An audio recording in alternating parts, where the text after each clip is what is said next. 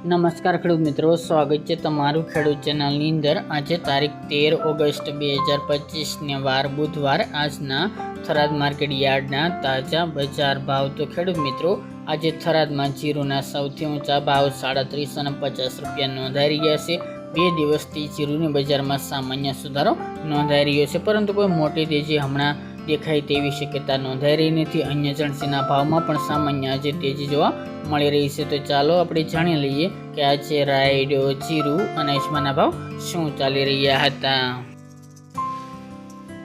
ખેડૂત મિત્રો, આજના થરાદ માર્કેટ યાર્ડના ભાવ જોઈએ તો જીરુ 2550 થી 3750 રૂપિયા, રાયડો 1175 થી 1355 રૂપિયા, એરંડા 1280 થી 1310 રૂપિયા, વરિયાળી 900 થી 1365 રૂપિયા અને બાજરી 380 થી 564 રૂપિયા।